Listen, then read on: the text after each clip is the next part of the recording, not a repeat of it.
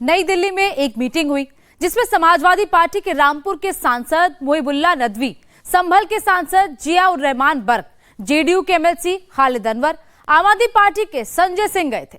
ये कोई पहली मीटिंग नहीं हो रही है। नई दिल्ली में 2 दिन पहले ज्वाइंट पार्लियामेंट्री कमेटी की भी मीटिंग हुई, वहां पर भी बवाल खड़ा कर दिया गया। वो बवाल जेपीसी के सामने किया गया, आज मुस्लिम कमेटी के सामने किया गया। दरअसल मुसलमान वोट के नाम पर एक यूनाइटेड फ्रंट बनाने की कोशिश हुई है, जिसका सिंगल पॉइंट एजेंडा है मोदी सरकार के नए बिल को किल करना। वक्त बहाना है, असल में तख्त गिराना है, मोदी को हटाना है। मुल्क के इक़्तिदार आला के ऊपर बैठा हुआ आदमी सिर्फ इलेक्शन के लिए नफरत के असबाब को पैदा करे, ये तो किसी मुल्क के लिए इंतहाई खतरनाक चीज है। और अगर हुकूमत इस बिल को वापस नहीं लेती है तो मैं पार्लियामेंट की मस्जिद से यह ऐलान करूंगा कि इंशाअल्लाह अज़ीज़ ये अकबरी मस्जिद है, वही ऐलान यहां से हो रहा है और होगा इंशाअल्लाह। एक कलेक्टर हमारी मस्जिद को, बाबरी मस्जिद को तो तोहफे में दे चुका है। अब और कोई मस्जिद, मदारिस या फिर कोई हम अपनी खानका या कोई जगह हम अपनी को कुर्बान नहीं कर सकते। और यकीन जानिए कि अगर हिंदुस्तान के मुसलमान, हिंदुस्तान के स्टेक होल्डर्स चाहेंगे तभी ये बिल पास होगा, नहीं चाहेंगे, जैसा चाहेंगे वही होगा। सबकी स्क्रिप्ट एक, सबकी जुबान एक, सबका लहजा एक, सबका टारगेट एक, सबकी धमकी एक। चाहे कुछ भी हो जाए, मोदी सरकार को वक्फ संशोधन बिल पास नहीं होने देंगे और इसके लिए कुछ भी कर गुजरेंगे। मोदी को कोई धीमी आवाज में धमका रहा है। हमें गवर्नमेंट की, मौजूदा गवर्नमेंट की इन कॉन्टेक्स्ट ऑफ मुस्लिम किसी भी बात पे विश्वास नहीं है। हर ये वो एक ऑर्डिनेंस लाए जिससे कि दूसरों का अपीसमेंट होता है, तुष्टीकरण होता है। इसमें हमारा कौन सा तुष्टीकरण अपीसमेंट है? कांग्रेस पीरियड में भी हमारा तुष्टीकरण अपीसमेंट नहीं था, वरना राजेंद्र सच्चर कमेटी रिपोर्ट में ये क्या आता कि हमारी मुसलमानों की हालत दलितों से भी बदतर है। मोदी को कोई इशारों में चेतावनी दे रहा है। हिंदू भाइयों को धोखा दिया जाता है, धोखा दिया जाता है कि औकाफ में हिंदुओं के मंदिरों की जमीनें शामिल कर दी गई हैं, हिंदू भाइयों की जमीनें ले ली गई हैं। मैं सुन्नी वक्फ बोर्ड के सिलसिले में जिम्मेदारी नहीं ले सकता, तो वहां की उलमा जिम्मेदारी लेंगे। मैं ऐलान करना चाहता हूं कि अगर ये साबित कर दिया जाए कि 1 इंच भी किसी हिंदू की जमीन या किसी मंदिर की जमीन वक्फ में नाजायज तौर पर शामिल की गई है, तो मैं पूरा अपनी तहरीक वापस ले लूंगा। मोदी को कोई आक्रामक अंदाज में घुड़की दे रहा है। शहादत के लिए तैयार हैं। हर सितम हमने ये सोचकर सहा कि शायद ये आखिरी सितम होगा, लेकिन कब तक अपनी गैरतों से हम खिलवाड़ करते रहेंगे? हमने सितम सहे कि हम तक हो रहे थे, लेकिन बात इस्लाम की है, बात मस्जिद अक्सा की है। हर मस्जिद अक्सा है, उसको बचाने के लिए आखिरी खून के कतरे तक। और मैं मुबारकबाद देता हूं बिरादराने वतन को, अहले वतन को, वो कदम से कदम मिलाकर हमारे साथ तैयार खड़े हैं। और कोई नहीं है वतन में, सिर्फ थोड़ा सा उनसुर अनासिर है जो मुल्क की फजा को, उसके कॉन्स्टिट्यूशन को, डेमोक्रेटिक कल्चर को इसलिए खत्म करना चाहते हैं। साहब ये राइट विंग के साथ में खड़े होना चाहते हैं यूरोप। अरे भाई, आपको सोच नहीं है, कब तक सब्र करें? आप कलेक्टर्स को इसलिए दे रहे हैं पावर्स कि एक कलेक्टर ने आपको बाबरी मस्जिद तोहफे में दे दी। आप सोच रहे हैं, मैंने जेपीसी में भी कहा, और अगर हुकूमत इस बिल को वापस नहीं लेती है तो मैं पार्लियामेंट की मस्जिद से यह ऐलान करूंगा कि इंशाअल्लाह अज़ीज़ ये अकबरी मस्जिद है, वही ऐलान यहां से हो रहा है और होगा इंशाअल्लाह। इसे कब तक बर्दाश्त करेंगे? बहुत हो चुका है। अब आपने क्या क्या किया है 10 साल में, सिवाय कम्युनिटीज को दबाने, कुचलने के, और सिपाहियों के साथ किया गया।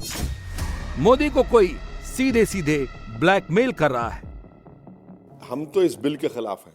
इस प्रिंसिपल हमारी पार्टी इस बिल के खिलाफ है। ये बिल वक्फ बोर्ड को बर्बाद करने के लिए, मुसलमानों से मस्जिदों को छीनने के लिए, उनकी ज़मीनात को, वक्फ की ज़मीन को लेकर लैंड ग्रैबर्स को देने के लिए लाया गया। CAA से ज़्यादा गुस्सा अभी मुस्लिम समाज में है कि आप तो मेरी शनाख्त को छीन ले रहे। वफ़ के मैनेजमेंट मेरे रिलीजन का एक एसेंशियल रिलीजियस प्रैक्टिस है। ये अंडर एस्टिमेट कर रहे हैं, इस नाराज़गी को बहुत अंडर एस्टिमेट कर रहे हैं। और अगर ये हिमाकत कर रहे हैं कि मध्य महाराष्ट्र और हरियाणा के बारे में, देख लीजिए आप क्या होने वाला है फिर।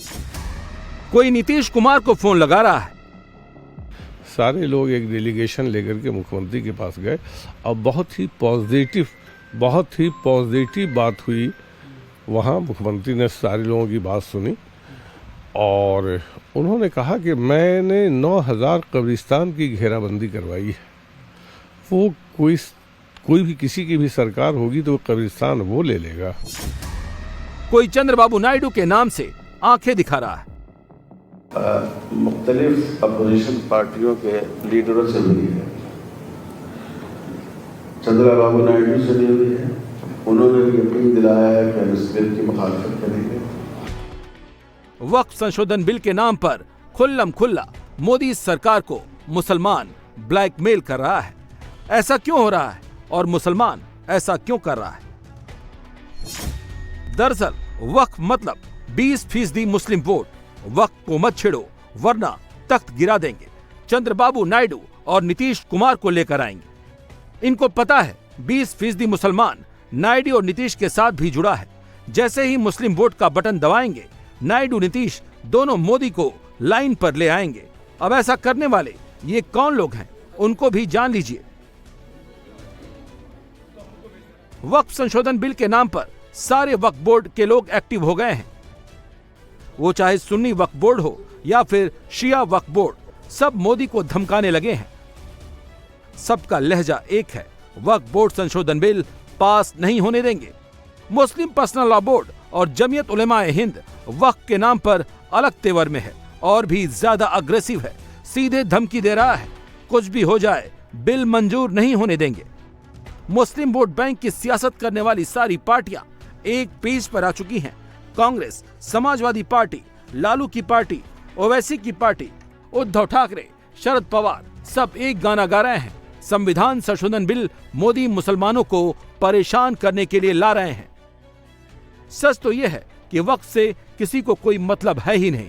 मतलब सिर्फ 20% मुस्लिम वोट से है, वक्फ की प्रॉपर्टी पर मौज करने से है।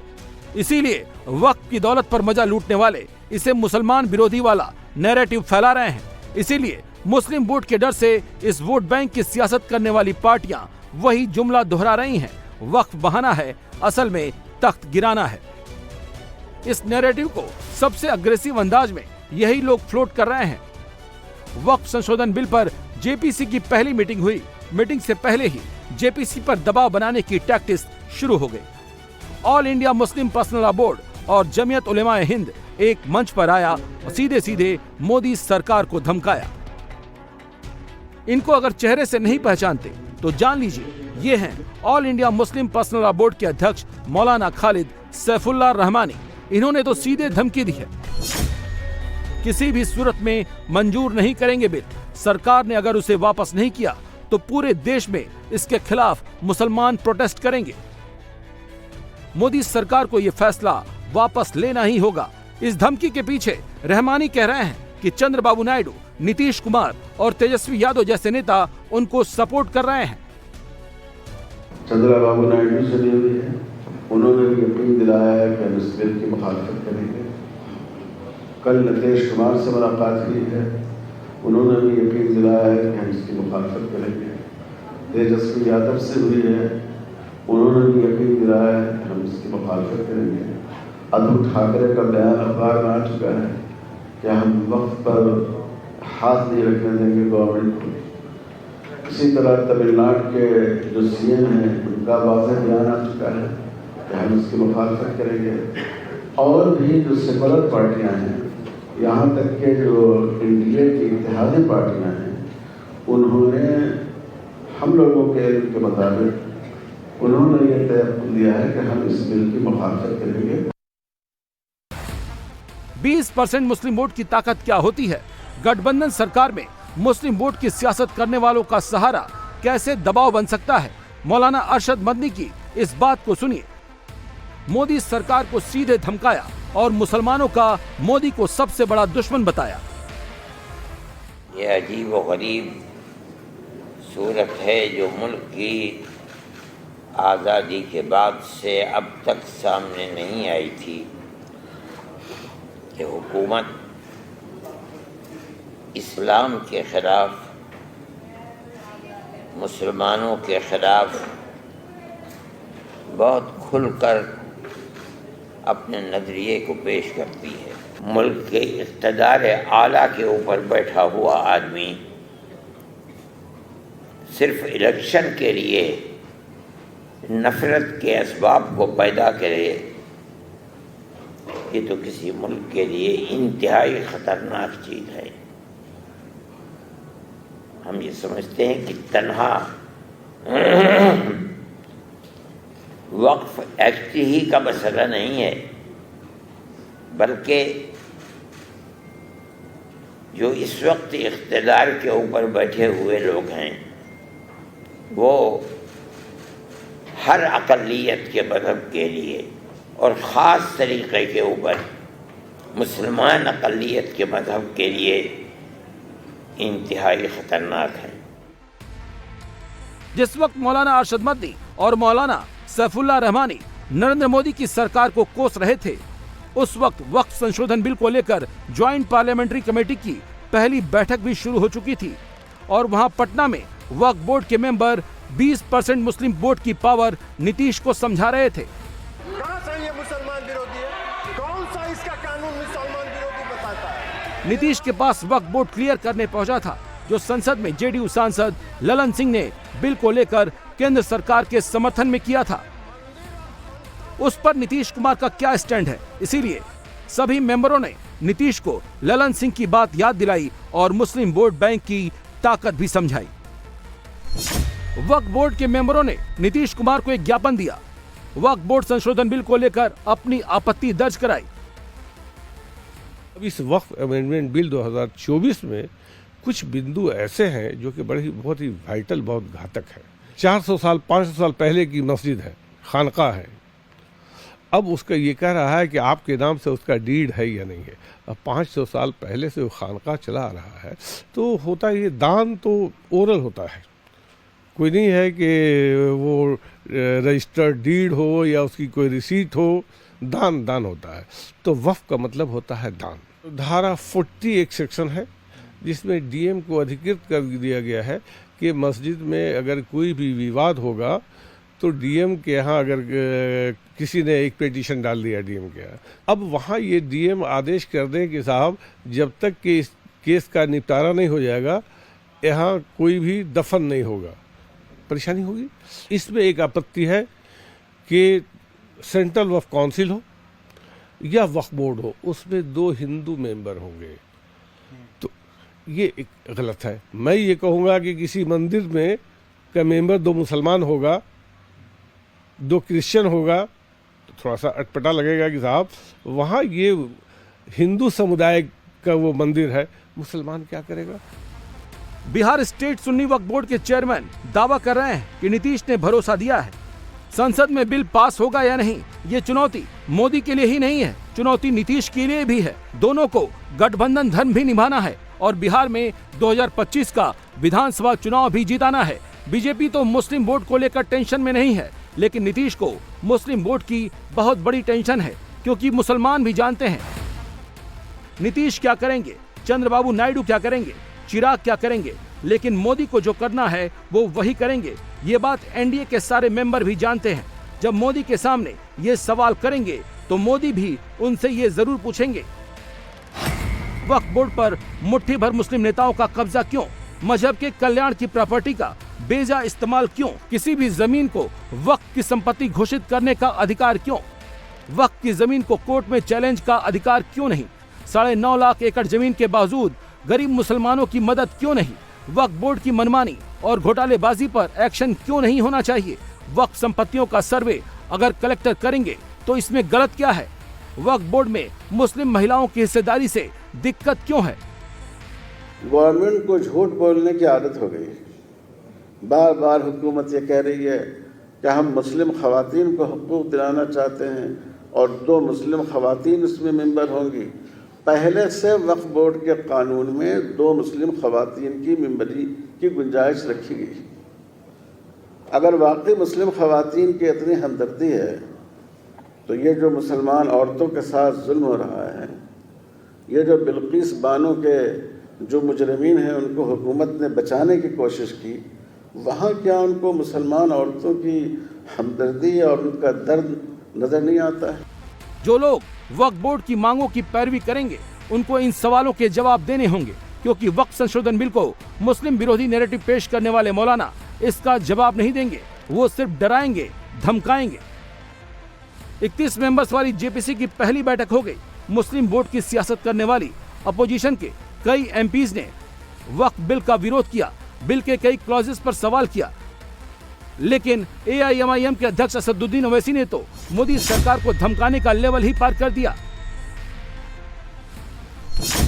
जेपीसी की बैठक में ओवैसी ने 1990 का जिक्र किया। वक्फ बोर्ड बिल पास हुआ तो दंगे हो जाने की बात कही। ओवैसी पहले भी कह चुके हैं ये बिल एनआरसी से भी ज्यादा खतरनाक है। तो वक्फ बोर्ड को ख़त्म करने के लिए वक्फ बोर्ड और उसके प्रॉपर्टीज सिर्फ पेपर पे रह जाएंगे, और ये एक्ट इसलिए, ये बिल इसलिए लाया जा रहा है ताकि सरकार मुसलमानों के प्रॉपर्टीज़ को, मस्जिद को, दरगाहों को छीन ले। तो यही उनका मकसद, इसलिए तो हमको अपोज करना है। ये तो हमारे लिए, मैं तो शुरू में आज भी कह रहा हूँ, ये तो वक्फ बोर्ड का एनआरसी हो रहा है। कोई रकम वो नहीं था, कोटा नहीं था, मगर आपने बंद कर दिया उसको। प्रधानमंत्री आते ही मॉब लिंचिंग शुरू हो गई। प्रधानमंत्री मोदी बनते ही आप देख रहे हैं कि मस्जिदों के मसले खड़े हो गए। प्रधानमंत्री हालिया पार्लियामेंट के चुनाव में हमको घुसपैठी कह दिया, मुसलमानों को, महिलाओं कह दिया ज़्यादा बच्चे पैदा करते, किसी और हिंदू बहन का मंगलसूत्र छीन कर दिया जाएगा। आप हमारी डिग्निटी को ख़राब कर रहे हैं, और फिर प्रधानमंत्री उम्मीद करते कि भाई मैं आपका भाई हूँ, मैं आपका हमदर्द हूँ। कहाँ से हमदर्द हैं आप? कौन सी हमदर्दी के आप बातें कर रहे हैं? आप तो कुछ कर ही नहीं रहे ना, आप तो सिर्फ हमारे पीछे पड़े हैं। सरकार बन के 2 महीने नहीं हुए आपने इस तरह का कानून ला लिया।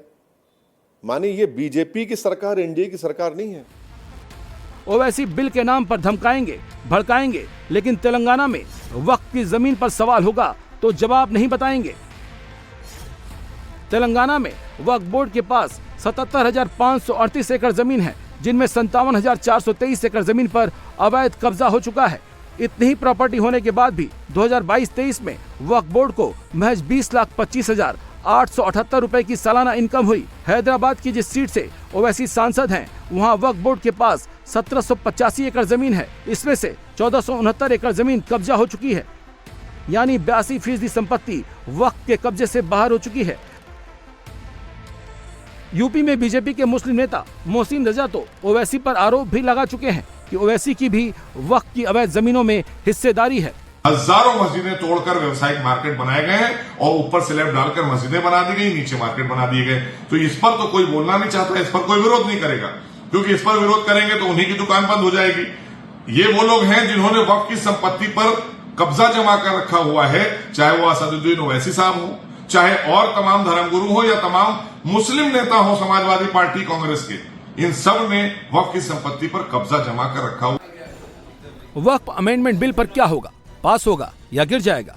इस पर कोई धमकाए या ब्लैकमेल करे, लेकिन मोदी सरकार ने तो कह दिया है कि सबका प्रयास होगा, सबका विश्वास होगा और बिल भी पास होगा।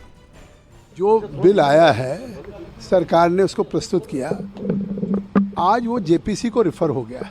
हम इस बिल को थ्रेड एंड बेयर डिस्कस करेंगे, और जो भी कंसर्न्स हैं, जो भी चीज़ें हैं, उसको हम जेपीसी के अंदर डिस्कस करेंगे। और यहाँ तक कि हम ये जेपीसी ने मैं समझता हूँ कि हम केवल अपने मेंबर के साथ ना करें, जो स्टेक होल्डर्स हैं, चाहे all India Muslim personal law board हो, चाहे जमायतुल उलमा हिंद हो, या और हमारे ऑर्गेनाइजेशंस हैं, उन सब लोगों को हम बुलाएंगे। ज़्यादा से ज़्यादा लोगों को हम अवसर देंगे। जो ये एक्ट रहा है, उस एक्ट में हम 95 में एक 44 संशोधन हुए हैं, उस सभी संशोधन पे हम जेपीसी में बात करेंगे और एक अच्छा कंप्रहेंसिव बिल अगले सेशन तक लाएंगे।